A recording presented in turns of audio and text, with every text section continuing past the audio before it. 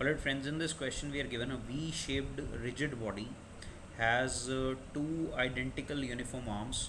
What must be the angle between the two arms so that when the body is hung from one end, the other arm is horizontal? So the question is something like this, that we have a V-shaped body and we have hung the body from this support. Say this is the support, and from the support there is this V-shaped body that we have hung, and the V-shaped body is hung in such a way that the angle here at the vertex of this V-shaped body is theta, and this arm, free arm, which is not hung, it is horizontal. This is what is given to us in the question. So we need to find out what should be this angle theta so that this situation comes into picture. So one thing is sure, that this complete system is in rotational equilibrium. So if we consider the rotational equilibrium of the V-shaped body, the rotational equilibrium of the V-shaped body, we'll see that the net torque on the body will be 0. This is the condition for the rotational equilibrium. Now let us consider the torque about the hinged point. So this point is O, and let us consider the horizontal direction to be x-axis, vertically upward direction to be the y-axis, and the outward direction to be the z-axis. So that here at point O, the outward axis here, this dotted line which represents the outward axis, will represent the z-axis. Now we know that both these rods, they are uniform rods and they are identical.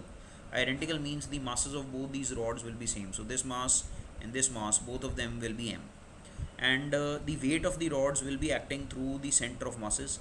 Let's consider one of the center of mass for the horizontal rod to be here at a distance L by 2 from one end, from either end. So from this point, the force acting in the downward direction is mg, and from this point, from this hinged end, the force acting in the downward direction, again this will be mg.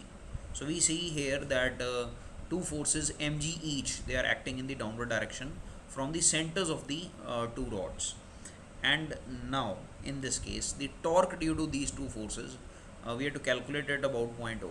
So for this purpose, we need the perpendicular distances from the axis of rotation of the forces. So say this is the vertical line, and this line here, it is the line of action of mg force here, this mg force, and this line here is the line of action of the second mg force.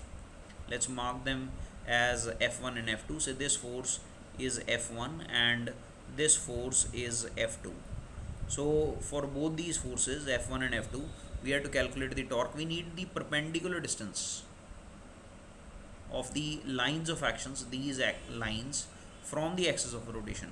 So clearly we see we actually need this distance. This distance is say x1, and clearly if this is x1, this distance is also x1, and we also need this distance here. This is perpendicular distance.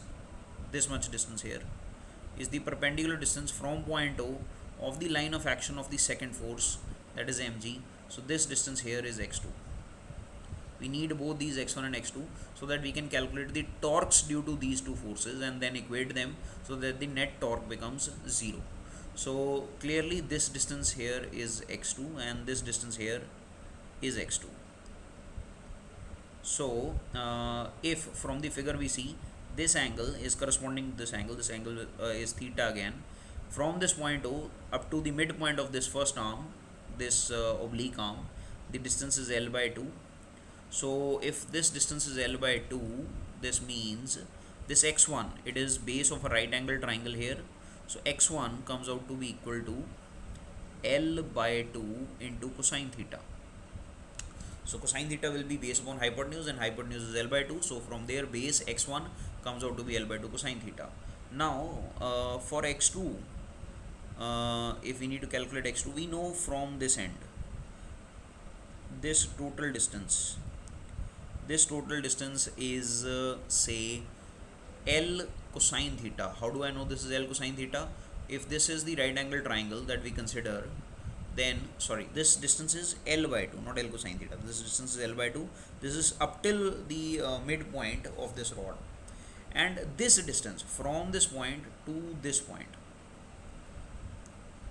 this much distance, this distance is L cosine theta. Why this is L cosine theta? Because this right angle triangle has hypotenuse, this total length from O say to this point A. This complete rod will have length L, and if this rod has length L, then that means this is the base of this right angle triangle, hypotenuse is L. So this much distance from O say to this point here, and this point here is say D, the length is L cosine theta, and from A to this point say E, the length is say L by 2 rather. So x2 we can calculate from the figure. It comes out to be equal to this much distance. It will be from A to E, whatever is the distance, minus A to D, whatever is the distance. So this comes out to be equal to then L by 2 minus L cosine theta. Now if we calculate the torque due to the force F1, this should be equal to the torque due to the force F2. Clearly the forces are equal, so it will be mg into x1, and this value will be equal to mg into x2. So x1 is perpendicular distance from the axis of rotation for F1, and x2 is perpendicular distance from the axis of rotation for F2. So if we fill the values, mg and mg gets cancelled. X1 is L by 2 cosine theta, and x2 is L by 2 minus L cosine theta.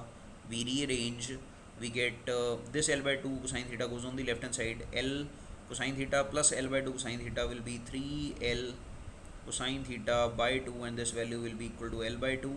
L by 2 and L by 2 cancels. We get cosine theta as equal to 1 by 3, which will give us theta as equal to cosine inverse 1 by 3. So this was a question based on rotational equilibrium of this V-shaped body, and the correct answer that we have got is option A, cosine inverse 1 by 3. So the correct answer to this is option A.